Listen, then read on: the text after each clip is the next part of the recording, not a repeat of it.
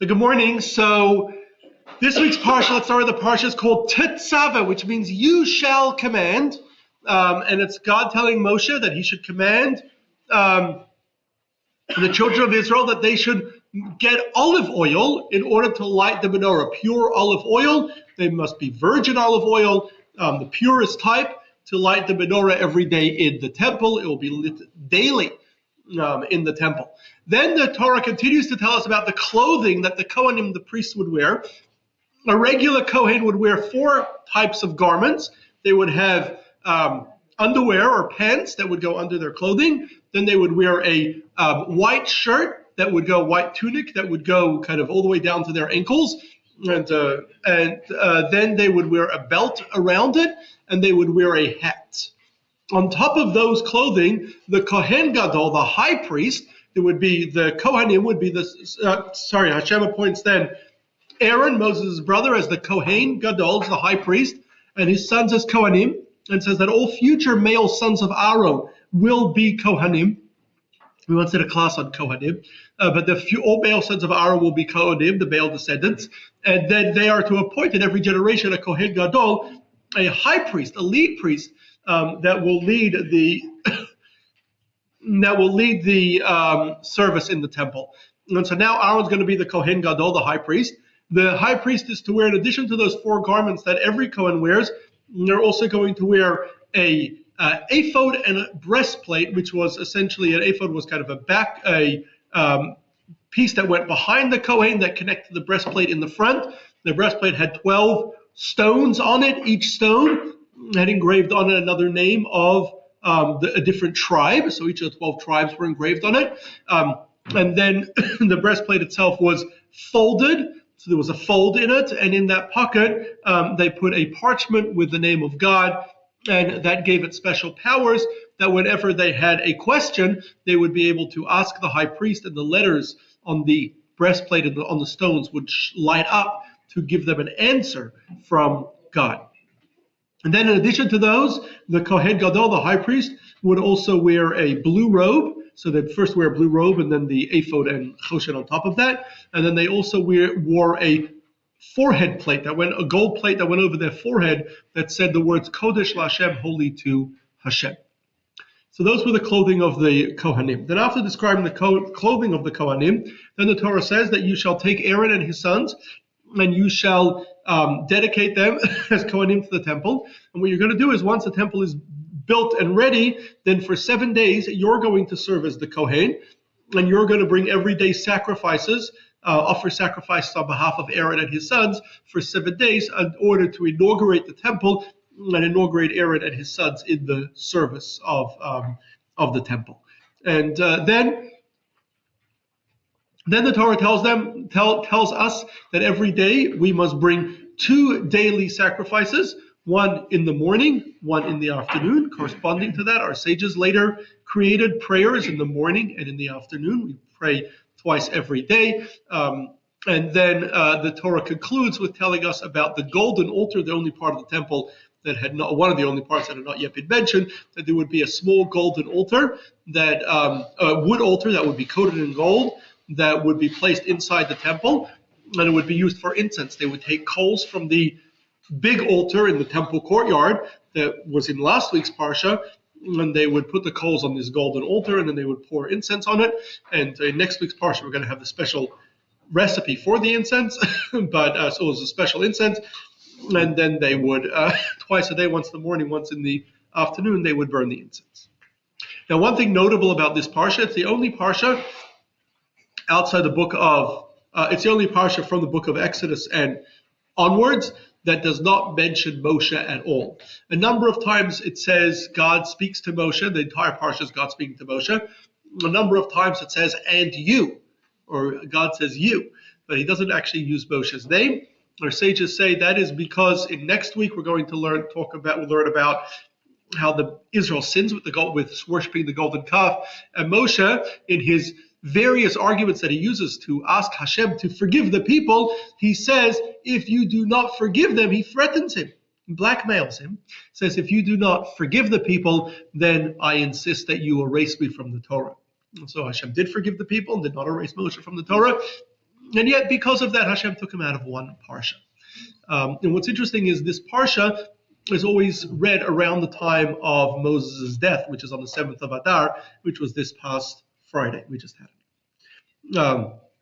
So that's the parsha in short. Any comments on the parsha? Any questions? Yes? They took his name out of this one parsha? This one parsha doesn't have his name.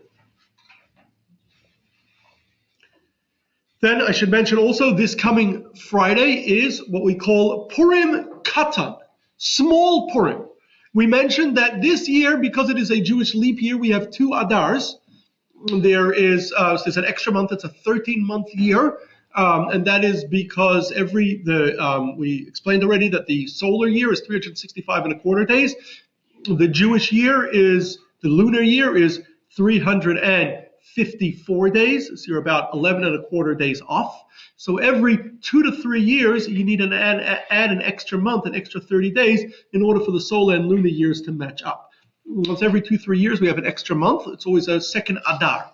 So for Yartzites, we usually observe Yartzites in the first Adar. However, for Purim, we observe the one festival that we have in Adar is the festival of Purim.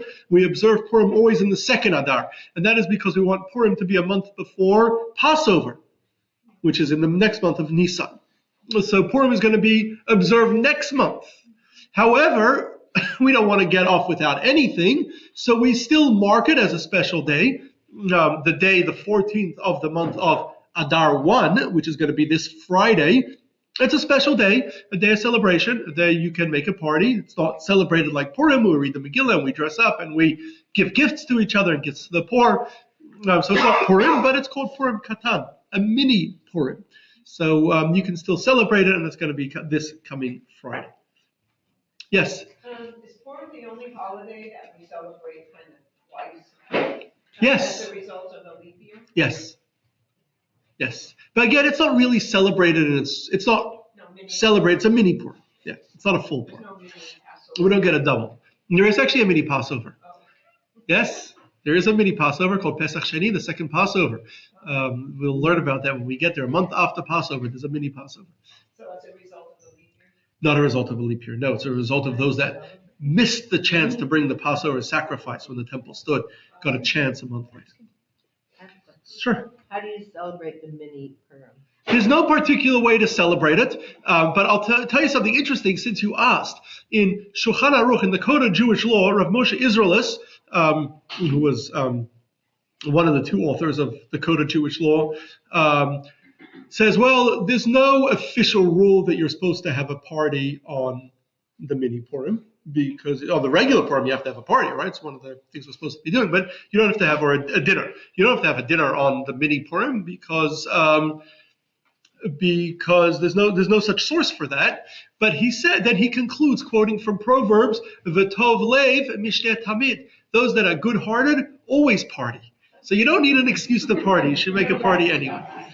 Every day. Yes, every day is a party. Very good. Okay.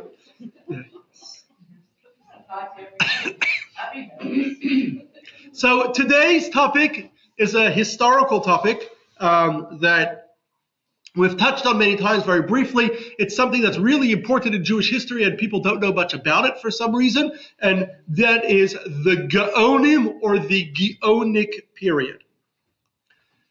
Who were the geonim?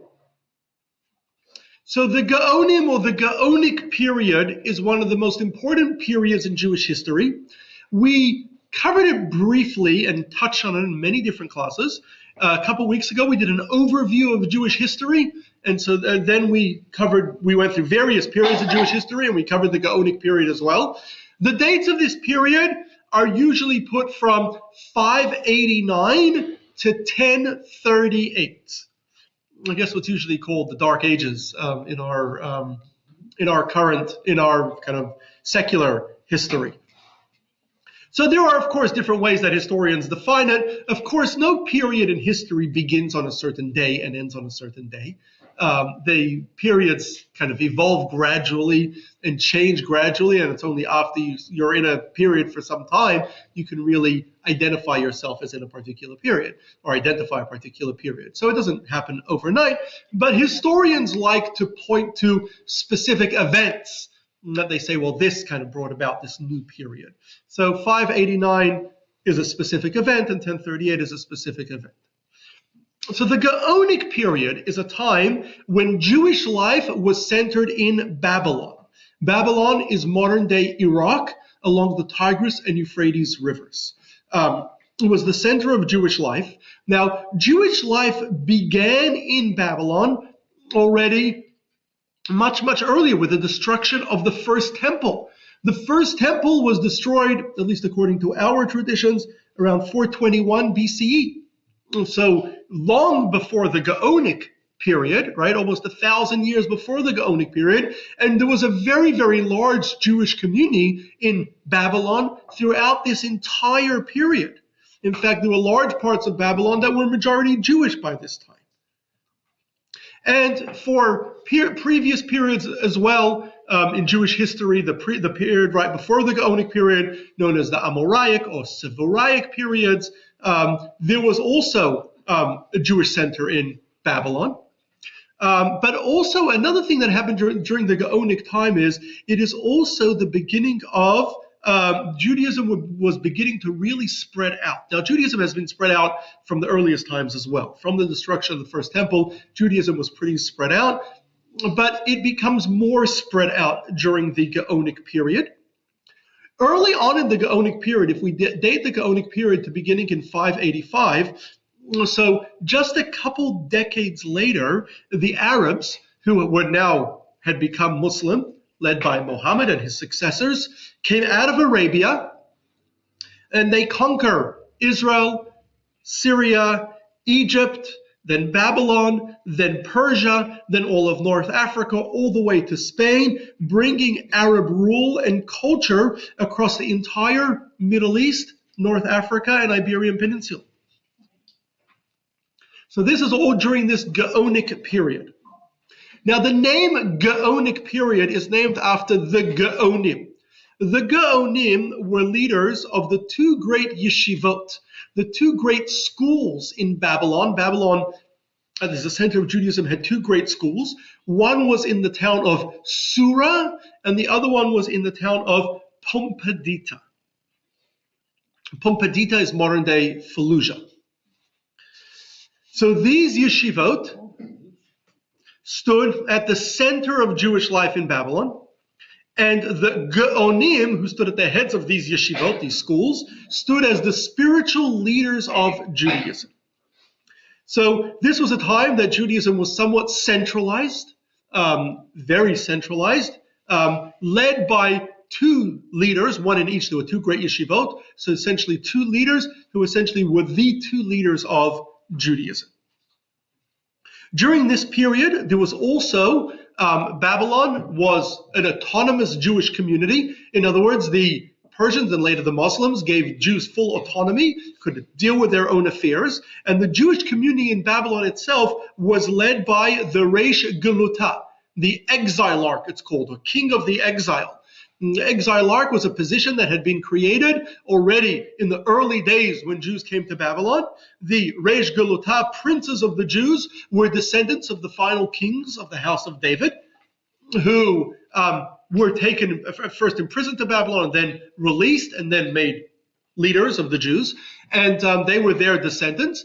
And this institution continued for well over 1,000 years. There was this prince of the Jews, and who essentially ran Jewish affairs in Babylon and really in the Persian and later Arab empires. And so the Reish Geluta was more the civil leaders of Jewish life. And really the Reish Geluta is worthy of a class of its own. Exilarch is the English way to say it. But the Geonim were the spiritual leaders of this period.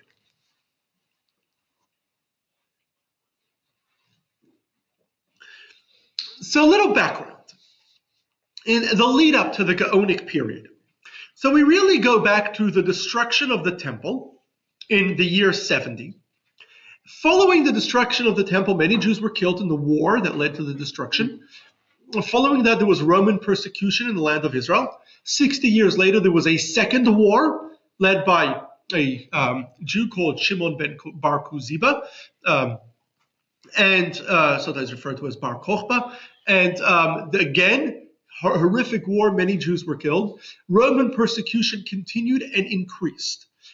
By the early 200s, the center of Jewish life moved from Israel, the land of Israel, which was in the Roman Empire, to Babylon, which isn't that far geographically. It's in Iraq, but it was in the Persian Empire, different empire. Romans and Persians fought each other for hundreds and hundreds of years.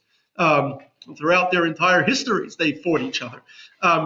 And yet, so the Jewish community moved from Israel, the center of Judaism moved from Israel, as many, many Jews left Israel and fled to Babylon, and Babylon became the center of Israel. And the early 200s, this begins what we call the Amoraic period. It begins with Shmuel, who was a great leader in Israel, one of the great leaders of Israel, originally from Babylon, moves back to the city of Naharda'ah. Naharda'ah, at the time, was the Jewish capital in Babylon. It had been the Jewish capital in Babylon since the destruction of the temple. This is the early 200s. Destruction of the temple at this point was about 600 years earlier. It had been the Jewish capital in Babylon, Naharda'ah. So the yeshiva in Naharda'ah becomes very, very prominent. And then right afterwards, another great scholar who by the name of Abba Arichta, or who later became known as Rav, just Rav, the rabbi, opened the second school in southern Iraq, southern Babylon, in a place called Sura. So for the next 300 years, now the yeshiva at Naharda'ah was destroyed in a war in the mid-200s, and not long after, the yeshiva rose to prominence, and the center of Jewish life moved to the nearby town of Pumbedita. Pumbedita, again, is modern-day Fallujah in Iraq. The Pumbedita, and before that Naharda'ah, which is right next to it, were the centers of Jewish life for 1,000 years. And for a very long period, there was an all-Jewish city, a large, all-Jewish city, and it was the center of Jewish life. Fortunately, no Jews left there anymore. So it was during this period, these 300 years of these two great yeshivas at Sura and Pumbedita, that Babylon was the center of the Jewish world. During these times, these schools developed this unique analytical method of studying the oral law that had been recorded in the Mishnah.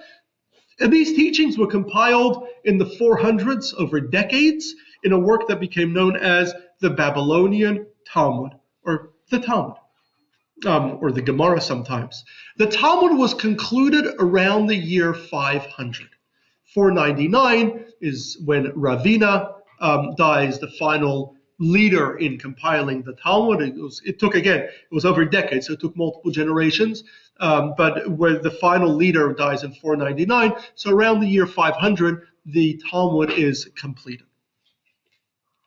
The following decades, the scholars in these great yeshivot, known as Rabbanan Svorai, continued to edit the Talmud. So they continued going through additions, and there were additions added, and it was edited multiple times throughout the next couple decades. However, by the mid-500s, there was the Persians, whom the Jews had lived fairly decently under. There were some difficult times under Persian rule over the years, but generally not very long, generally minor. But in the mid-500s, life under the Persian emperors got very, very bad. The Persian emperors were under life, for whatever reason, became extremely difficult. There was a lot of chaos in the empire, and Jews really suffered. There was a time in the mid-500s where the entire family of the Reish Galuta was wiped out, and leaving only one child that survived. It was also during this time that both yeshivot in Sura and Pumbedita were forced to close. Now, scholars continued to study. There were smaller yeshivot, but the primary main academies that had served as centers for Jewish life for over 300 years were forced to close during this time. In 589, life had gotten a little bit better for Jews in Babylon, and so the yeshiva of Pumbedita was reopened. A few years later, the yeshiva at Sura reopened. So 589 really marks the beginning of the reopening of the schools following the end of one period and the beginning of a new period. And it's this event that's usually associated with the beginning of the Gaonic period. So while the date of the Gaonic period began, many historians like to put it at 589, what really marks the Gaonic period and what really makes this period unique and stand alone is what happens 45 years later, in 634. That was the year that the Arabs, in the early 600s, Muhammad appears in Arabia and manages to get a big following as a prophet and creates this new religion called Islam. And they quickly capture what today would be northern Saudi Arabia or central Saudi Arabia, where Mecca and Medina are. First Medina, then later they capture Mecca, and then they start pushing north. And by the end of Muhammad's life, they're already attacking what today we know as the land of Israel. And not long after his death, they capture Jerusalem. From there, they move northward. Israel, at the time, was under Byzantine rule. It had actually been fought over between the Persians and the Byzantines for decades at that point, but it was under Byzantine rule. And they defeat the Byzantines, pushing them all the way back out of Syria, all the way up to even out of what today would be Eastern Turkey. And then they move south. They capture Egypt, which was also Byzantine at the time. And then they move east and they capture Babylon in 634, eventually capturing the entire Persian Empire, extending their empire eastward as far as India and Afghanistan, and westward, stretching within a generation all the way to Morocco and Spain. So they conquer this huge area. It becomes known as the Caliphate. In the center of the Caliphate is initially, for the first 100 or so years, in Damascus, and then after 100 years or so, in the mid-700s, the center is moved to a new city on the Euphrates River called Baghdad that they create, and it becomes essentially a major metropolitan in the center of this massive empire. So Where were the Ashkenazi Jews already in Europe at this time yet, or not? That's an excellent question. Were Ashkenazi Jews in Europe at this time? There were Jews in Europe at this time. In Europe at the time, this is the 600s, right? Europe at this time includes Byzantine, which until the Arab conquest was Israel, Syria, Egypt, parts of North Africa, as well as what today would call Asia Minor, and the Balkans. Greece was all part of Byzantine. And then there was the Western Roman Empire, which didn't really existed in name only, but was just it was just chaotic. Jews lived in all these places, in Italy, in southern France, in Spain before the Arab conquest, as well as in Greece, and in Israel and in Egypt and all these places. Most Jews, though, in the early days of the Caliphate, when the Caliphate stretched this huge area, the vast majority of Jews, probably more than 90%, lived in the Caliphate. The number of Jews in Byzantine itself, meaning what today would be Turkey, Greece, or the Balkans, or in the Western Roman Empire, was fairly small. It was decent, and then over time it's going to grow, it's going to change. We'll talk about how things changed. So So Jews were generally left in peace. They were allowed to live with their own autonomy. They were second-class citizens. They had to pay. The most important thing the Muslims insisted on everywhere was that they paid a jizya tax, which was a tax that all Jews had to pay per head, and Christians anywhere in the Muslim empire. But otherwise, they were mostly left alone. The Muslims even respected the position of the Reish Galuta. And the geonim. At the time, in Byzantine areas that they captured, Syria, Israel, Egypt, Jews had suffered an enormous amount of persecution, as well as some major pogroms where Jewish communities had been wiped out in those areas. And so Jews were very glad that the Muslims came. It was a relief for them.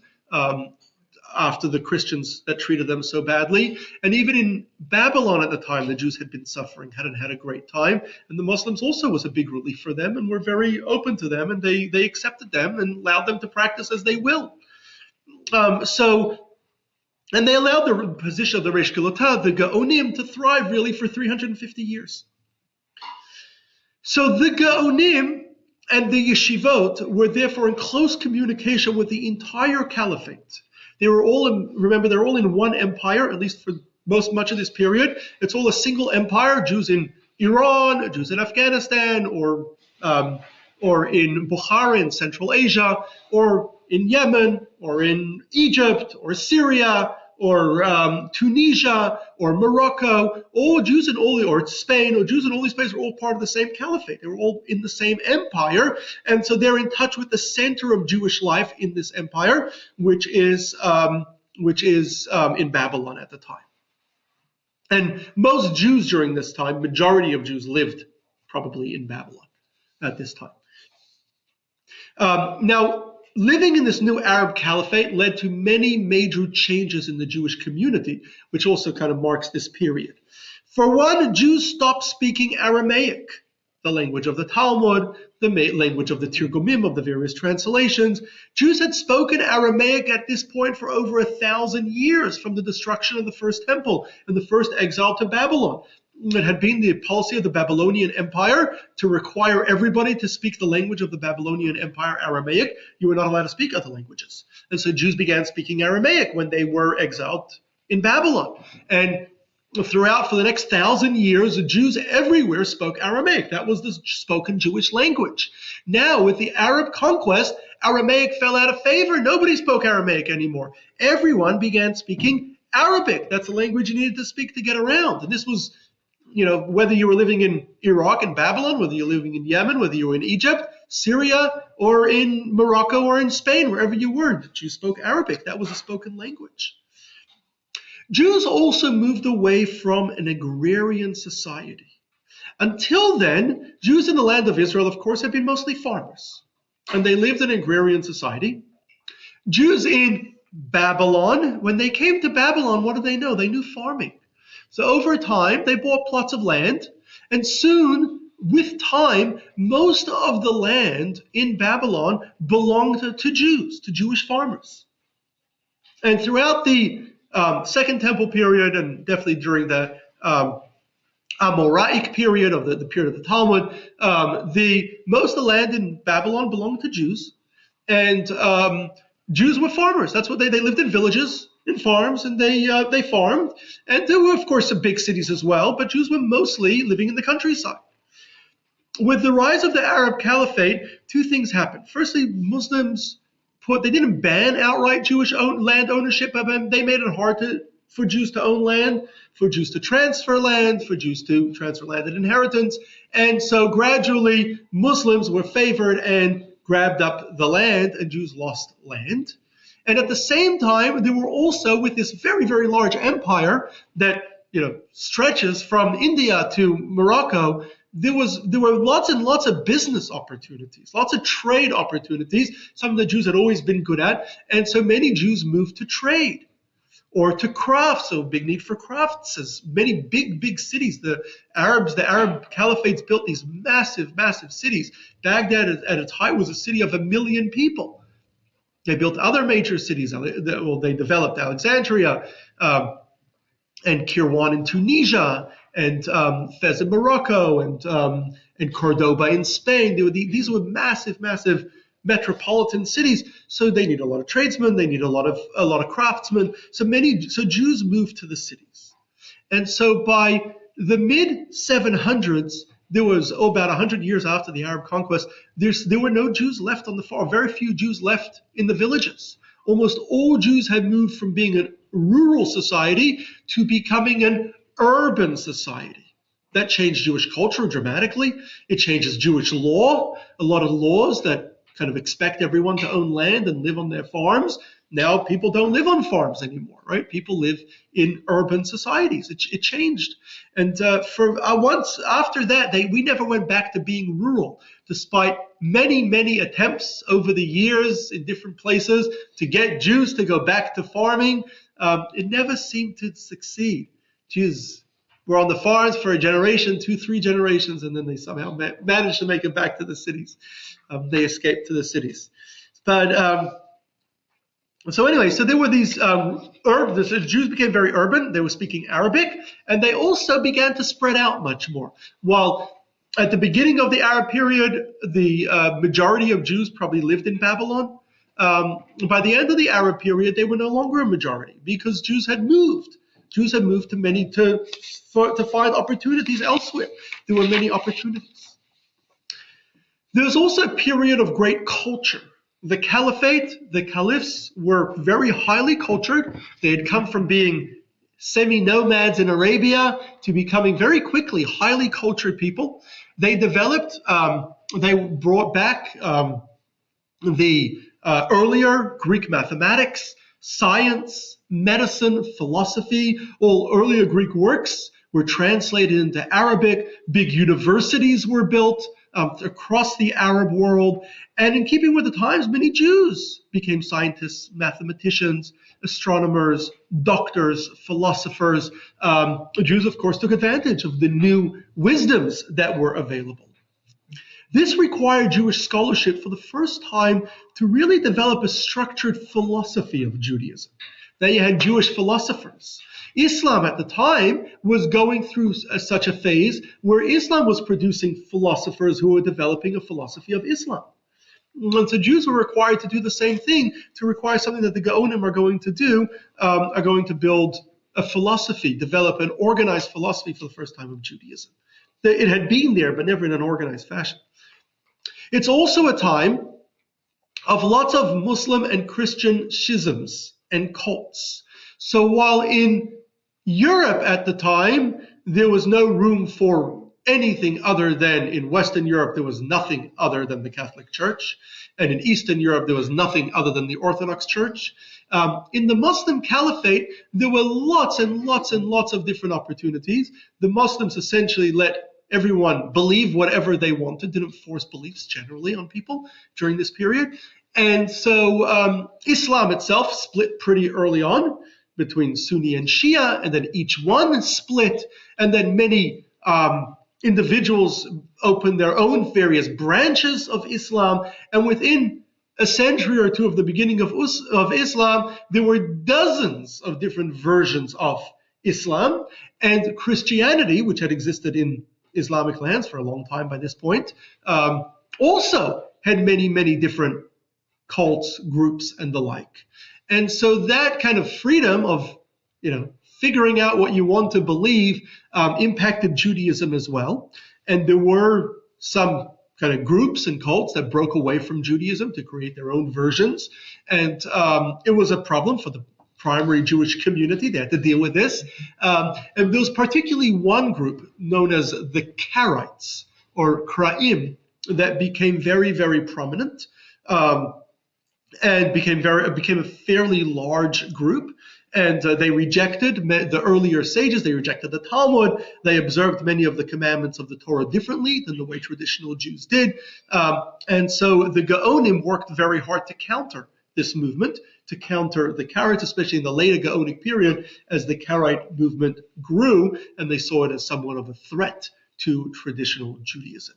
The Karaites survived in very, very small numbers. They survived, and there's still a handful of them still today.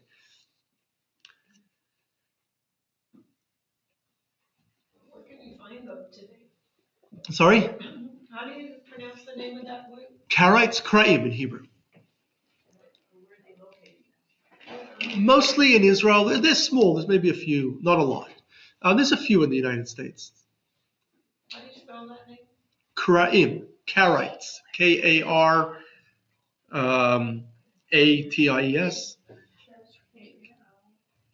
Like a carrot of a diamond. Yeah. Like a diamond. Oh, sorry, K-A-R-I-T-E-S, I guess. So the center of Jewish life were the two great yeshivot that had been the center of Jewish life in the earlier Amoraic period. They were the two yeshivot of Sura in southern Iraq and Pumbedita in central Iraq. And these yeshivot, by the way, once Jews became urban, especially Jews moved to Baghdad in very large numbers. By the end of the Gaonic period, by the year 1000, there were probably a couple 100,000 Jews living in Baghdad itself. So, in other words, perhaps majority or a very, very significant number of all Babylonian Jews lived in the city of Baghdad. Remember, Baghdad itself was a city of over 1 million people. And Jews made up a very, very big part of that city. So by the mid-800s, the yeshivot that had been in Sura and Pumbedita, both of them moved to Baghdad, where the primary Jewish community was. They retained their names, Sura and Pumbedita, but their connections with the areas where they had been, but they actually were both in Baghdad during the second half of the Gaonic period. And these yeshivot were more than just schools. They were centers of scholarship and centers of scholarship consensus. So each school had dozens of high-level scholars employed by the schools. Now, many of these scholars, these kind of high-level scholars employed by the school, the staff, the faculty at the school, many of them actually had their own yeshivas and schools in various towns and cities across Babylon. Each school also had hundreds of young students. The students came from all over Babylon, as well as throughout the Jewish world. They would come from Persia, from Syria, Egypt, Tunisia, Morocco, Spain, and they even came from the Christian world, from Byzantine, from Greece, from Italy, southern France. Jews were coming wherever. If there was a young budding scholar, they would send them to Babylon to study one of the great yeshivot. And the way they worked is they worked around a system known as Kala. Kala means gathering. Twice a year, 2 months of the Hebrew months of Adar, which is right before Passover, and Elul, which is right before Rosh Hashanah, the schools would be in session in what was called Kala. During the Kala session, during these 2 months a year, all the faculty and all the students would gather at this school. Whether if they were associated with the Sura school, they would gather at Sura. If they were associated with the Pumbedita school, they would gather at Pumbedita. At the end of each Kala, and it was a month-long, 4-week session, at the end of the Kala, they would announce which Masechta, which subject, they would study at the following Kala. And so, for 5 months, the scholars would go to their individual schools, or many of them would stay in that in the main school, and they would study the subject. With their students themselves, they would study the subject. At the Kala, this gathering was essentially an opportunity to review and debate the subject together. So they would go over it and they would debate it, and this allowed them to clarify questions, resolve issues of contention. Each yeshiva had 70 leading scholars, plus the Gaon, the leader of the yeshiva. And whenever there was an issue of contention, these 71 scholars together would vote on a ruling, similar to the way the Sanhedrin, the Supreme Council in Judaism, would do when we had a Supreme Council. Now, the Supreme Council was disbanded in the early 300s. So this was not the Supreme Council, but it was a copy of the Supreme Council with 71 members to vote on each issue as an issue arose, and that way they could resolve any issues of contention. The Kala would also take an opportunity to debate on the questions posed to them by scholars and communities across the world. So communities, if they had questions, just questions of understanding or questions of the law, they would send a letter to one of the two great yeshivot, and they would, the yeshiva would then send back the answer. If it was an issue of contention or something that wasn't clear, they would wait for the Kala and debate on it at the Kala at this gathering.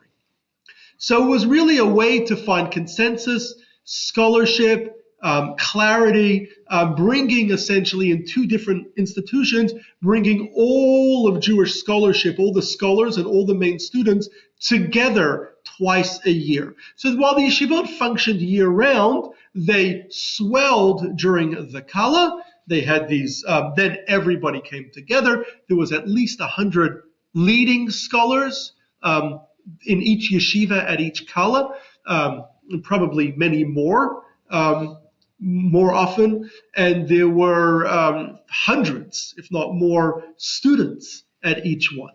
So it was a very, very large kind of gathering, and that was the yeshiva. So then the two yeshivot would work in tandem. Sometimes there were debates between the yeshivot, between the two schools, but often they worked in tandem, they worked together, and they would share their conclusions with each other and try to reach consensus often. The geonim and the yeshivot would also make new takanot, or rules, to be binding on all Jews. And they would make various rules, and they were known as takanot ha-geonim, the rules of the geonim. And since they were the leaders of Judaism, if they made a rule, then every Jewish community had no choice but to accept it. They usually make takanot, would be in consultation with the two yeshivot, and in consultation with the Reish Galuta, with the exilarch, would have to also sign off on these new rules as the civil leader of Jews in Babylon and in the Caliphate. They made many rules. One example of such a rule that they made, one prominent example, is that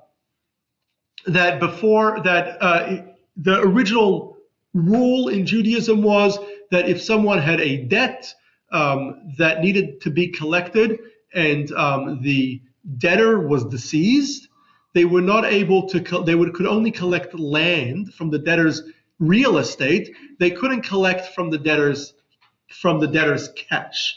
And the reason for that is, since the debtor's not here themselves to defend themselves, so maybe more proof will show up later. If the creditor collected cash, then the creditor will, then this is how you're going to get the cash back. It's going to be hard to get it back. If they collected land, then it's easy to reclaim.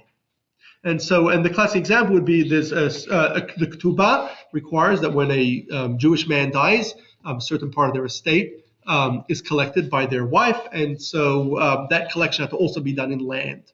But that worked very well when almost all Jews owned land, because they were all farmers in small farms. Once Jews were urban, most Jews did not own land. That whole thing fell apart, and so they changed the rule, no longer requiring debts to be collected by land. That's one of the many takanot ha-geonim, but there were many, many others that they made, rules that the geonim made. Yes? What sort of money did they use in those days? I don't know what the currency was, but there would have been a currency of the Caliphate, right? They were in an empire.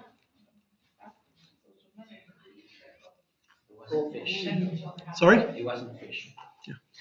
At the center of Jewish life, these yeshivot influenced Jews everywhere in the world. Virtually all rabbis anywhere in the world had studied in the yeshivot in Babylon. When a community needed a rabbi, they would send to the yeshivot, asking them, send the rabbi for us, send someone for us. The best and brightest from any Jewish community would make the long trek to Babylon to study in the yeshivot. If you lived somewhere along the Mediterranean, which was the civilized world at the time, it would mean a boat ride to Alexandria or Antioch, the two main eastern ports on the Mediterranean, and then an overland trek from Alexandria or Antioch all the way to Babylon. It was quite a trek, to get there was quite a trip, right? You'd go by horseback or whatever it is, or by in a wagon, but it wouldn't be an easy trip, but they would all go to Babylon to study. And spend multiple years there studying, and often then be sent back to their community to be a rabbi there. Whenever rabbis anywhere in the world had questions, they would send the letters to the yeshivot, and the yeshivot would respond to their questions. And this created a huge library known as Tshuvot HaGeonim, or responsa of the Geonim, from the Geonic period. And there were thousands of tshuvot that were written by the Geonim, or by the leaders of the yeshivot, to various rabbis around the world. And so we have survived, thousands of such tshuvot have survived, and have been since in manuscript form and have since been published. But only a very small fraction of these tshuvot, we have only a very small fraction of what was actually written, right? This is a period of hundreds of years. We can imagine there was a huge amount written. We have a very, very small amount that actually survived. Now, the communities around the world would support these yeshivot, right? They were very expensive to run, right? You had 100 or more faculty, hundreds of students, right? All of them needed to be supported. They all needed money, and so it was very expensive. So they would send, they would be supported by the local Jewish community in Babylon, and they would have fundraisers that would go throughout Babylon to collect, as well as they would send people, shluchim, or messengers, around the Jewish world to collect funds for the yeshivot. In each town, there would have been, in each city, there would have been people who were in charge of the collecting, who would collect from the locals. And then when the fundraisers would come to town, maybe they would collect a little more themselves, but they would get in contact with the person in charge, and they would that way pick up the money. It was also an opportunity. These people who would visit on behalf of the yeshivot to collect money would also check what's going on in each community, correct things that needed correction, and they would bring reports back about various communities to the yeshivot, and they would also bring the various questions, she'elot u'tshuvot, the questions and answers that the various communities had back and forth to the yeshivot. So that way, the yeshivot, through these students and through these messengers that they sent regularly, the yeshivot stayed in pretty close contact with every major Jewish community in the world at the time. So in this way, the Geonim really stood at the center of Jewish life for Jews everywhere. So there were many, many Geonim. Again, it's a period of 350 years with two great yeshivot. So you're talking about close to 100 Geonim that we know of that led the yeshivot. And we mostly only know the names of the Geonim themselves because they were the ones that signed on the letters. They were the ones that are listed in historical accounts. We don't know too many names of the many, many other scholars during that time. We know very few of their names. So some of the most famous Geonim was Rav Yehudai Gaon, who was the leader of Surah in the mid-700s. He wrote the first known book of the Geonic period called Halachot Psukot, which was an important halachic work, bringing halachot from the Talmud, the laws from the Talmud. The Talmud is a discussion that he brings out the final laws from the Talmud. Another renowned Gaon was Rav Amram Gaon. Rav Amram Gaon was a leader in Surah in the 9th century, the mid-800s. He's most famous because he authored the first standardized Siddur, the first standardized prayer book, which was actually authored in response to a question from a community that said, we're a bit confused about how we're supposed to be praying. Can you please tell us exactly what we're supposed to say? And so he wrote out the prayer book for them. And that is the first known written prayer book that we have. Before that, people knew what to pray, but it was all passed on orally, right? You kind of learned it as a kid, and then you just knew what to do. But various discrepancies arose over time. So this was the first standardized prayer book. It was written by Rav Amram Gaon. Perhaps the most famous of the Geonim was Rav Sadia Gaon. Rav Sadia Gaon was actually not from Babylon. Almost all the Geonim were from Babylon. Rav Sadia was from Egypt. He was a Gaon in the early 900s of, again, Surah. Sura was generally the more prominent of the two schools. And he wrote extensively. He also wrote a Siddur, a standardized Siddur. He wrote a commentary on the Torah, where he worked to try to translate a lot of difficult words in the Torah, a lot of names of animals, plants that we don't know. We know only thanks to Rav Sadia Gaon's Arabic. He wrote it in Arabic, but thanks to his Arabic translations. He also wrote the first book of Jewish philosophy. We mentioned that it was a time of philosophy and there was a need to organize Jewish philosophy. The first one to do that was Rav Sadia Gaon in a book called Emunot V'Deot, which is still a very important book of Jewish philosophy today. Another major Gaon was Rav Shrira Gaon. Rav Shrira Gaon lived in the late 900s. He was one of the last Gaonim. He was the leader of the school of Pumbedita. And we have an enormous number of tshuvot from him that survived, presumably because by the time that he was Gaon, by the time he was leader, first he was later, the later they were written, the more chances they have of surviving. And also, by the time he was Gaon in the late 900s, the Jewish community had become extremely spread out. Babylon was no longer the largest, Babylon no longer had majority of Jews in the world. It was still the largest. But it wasn't by far. There were other large communities now. Many Jews in other places. Many Jews had moved from Babylon to other places. It was a difficult time. By the 900s, the caliphate had fallen apart and had kind of turned into many different Arabic kingdoms. And things were not as good for Jews then, depending on where they lived. Some places were better, some places were worse. And so, including in Babylon itself, things weren't all that great. And so we have a lot of letters from Rav Shrira Gaon. But perhaps most notably was the Jewish community in Kirwan, which was a massive Arabic metropolitan city in what is today Tunisia, had asked him to give them a history of the oral tradition. And so he gives them a history of the entire oral tradition. But notable to that history is he covers some 800 years of Jewish history in that very, very, very long letter that we have. That's essentially a book of its own. But he also, in that history, he writes the history of all the geonim of both schools, of the Yeshivot, until his day. And so Rav Shrira Gaon's letter is the most important and reliable source of history for the geonim. We have other sources of lists of the Gaonim, of who were leaders when, but Rav Shrira Gaon is considered the most reliable list of the Gaonim, if we want a list of Gaonim in each yeshiva throughout the Gaonic period. And he gives us the full list of who there was, and he also tells us many events that happened during the Gaonic period. So it's really our best history of this period comes from Rav Shrira Gaon. Rav Shrira Gaon's son, Rav Hai Gaon, was the last Gaon at Pumbedita, the last leader at Pumbedita. We have many letters from him. He also wrote a number of halachic works.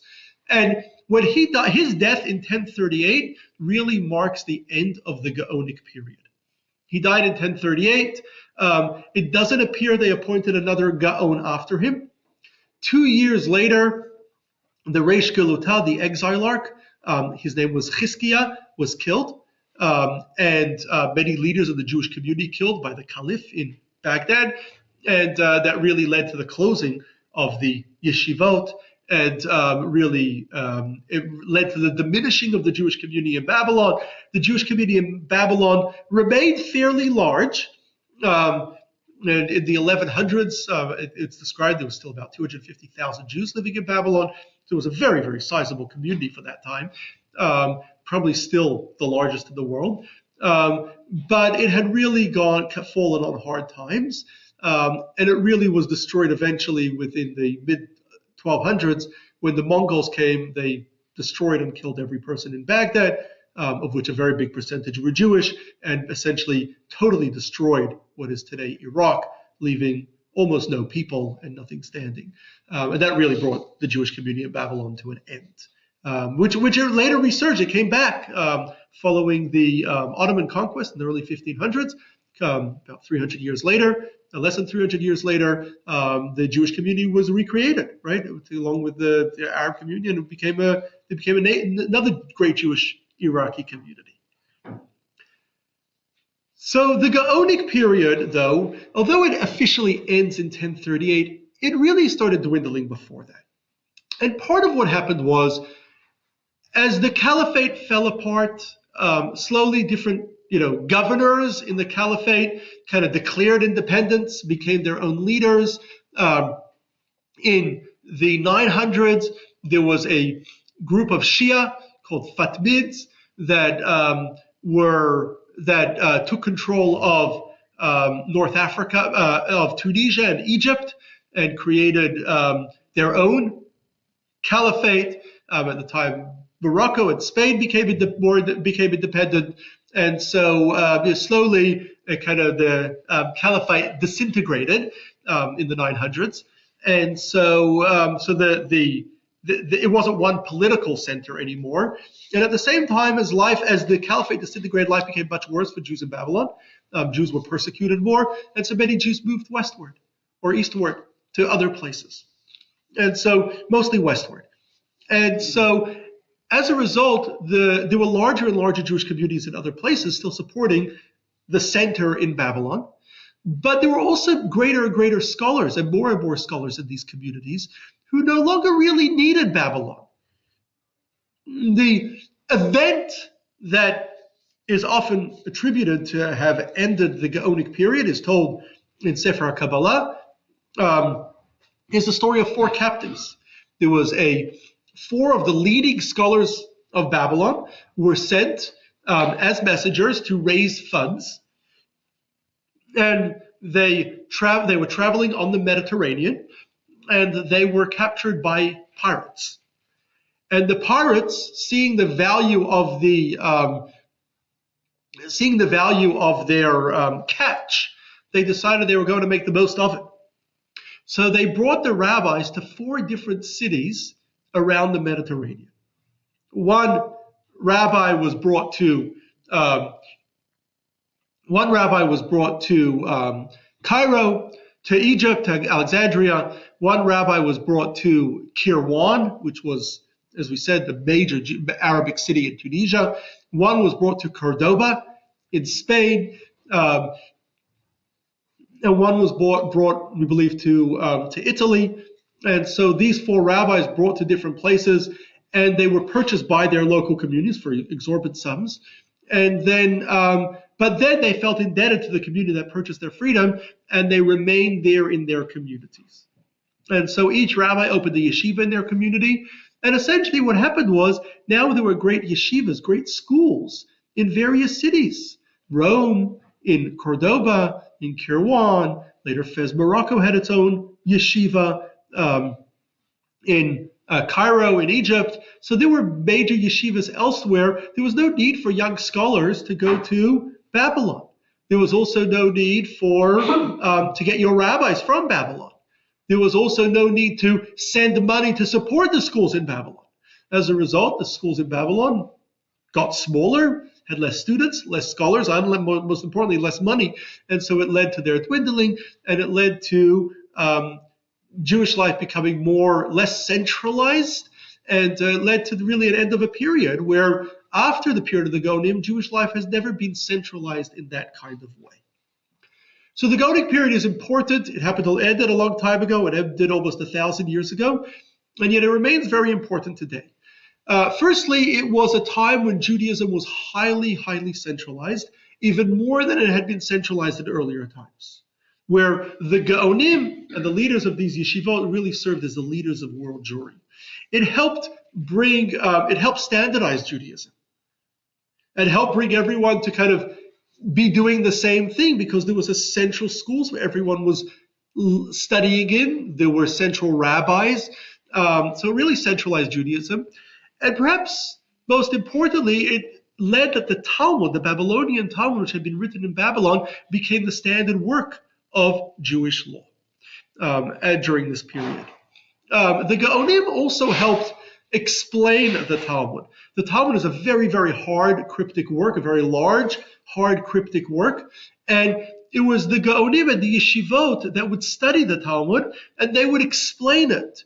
And most of our understanding and explanations of the Talmud come from the traditions of the geonim, come from the way we understand it through the geonim, who helped us explain the Talmud, helped us helped us understand the teachings of the Talmud. The geonim also was this period where Jews moved from agrarian rural communities to urban communities. The Gaonic leaders were the ones that kind of saw this change and made necessary changes in Jewish law as necessary to fit a more urban society away from an agrarian or takanot rules to help a more urban society away from an agrarian society. So the Gaonic period was very important in all these ways. But it led to a period of scholarship afterwards, known as the Rishonim period, where scholarship then thrived really all across the Jewish world, across Europe, and particularly in Europe and North Africa, which became the new centers. Babylon really, as we said, didn't last too much longer after the Gaonim. And the Jews in the East also never developed schools in the same way as Jews in the West.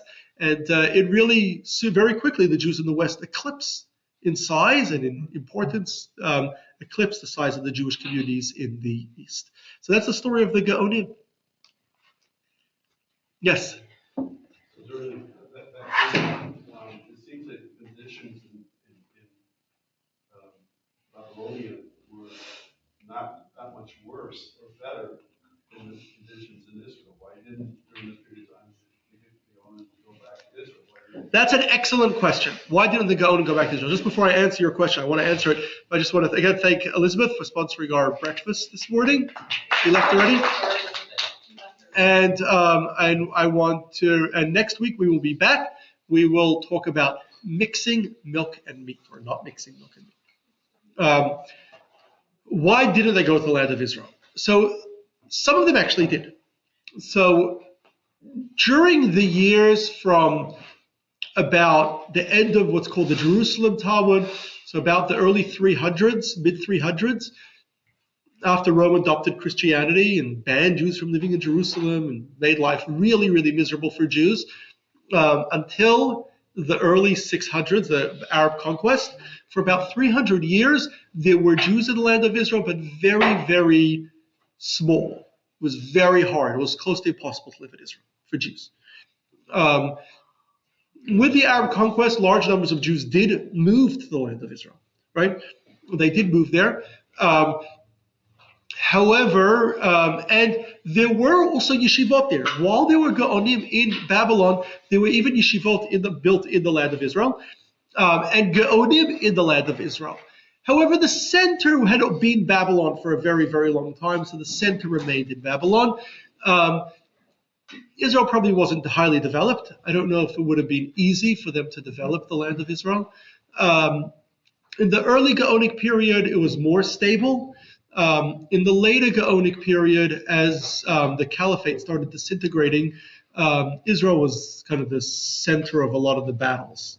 And that became a problem for Jews in Israel. In fact, the yeshiva in Israel, we know, really moved around. It started in Jerusalem, but then at one point in the late 900s, it moved to Tyre, and then it moved to Damascus, and then it moved to Cairo. It was known as Yeshivat Eretz Hatzvi, the school of Israel. So there were Jews and Gaonim in Israel, but life wasn't all that good to Jews in Israel. So they did go back. There were Christians in Israel at that point too. The Muslims were very tolerant of Jews and Christians. In the earlier times, later as life disintegrated, as the caliphate disintegrated, they were less tolerant. But they were mostly tolerant of Jews and Christians. And so Jews were able to live there. Then after the Gaonic period, in 1096, the Crusaders began, and it began a period of 200 years of violence in the land of Israel, at times where Jews really couldn't live there. And it was only after peace was restored again that Jews began really moving back. After the Crusaders. after Crusaders ended in the 1200s. After 1200, Muslims occupied it. The Muslims occupied it. First the Egyptians, and then later the Seljuks, and then later eventually the Ottomans. The Ottomans. The Ottomans. Yeah. It was in the Ottoman time where there was really a movement to rebuild Israel. And they did really rebuild Israel. But then as the Ottoman Empire started disintegrating and the governors in Israel were pretty horrific, life was not easy for Jews in Israel, and that led to this community dwindling until the 19th century. That's a subject of it. So we once did a class about the Aliyah to Israel, right? We spoke about that in much greater detail. Thank you, Robert. Thank you.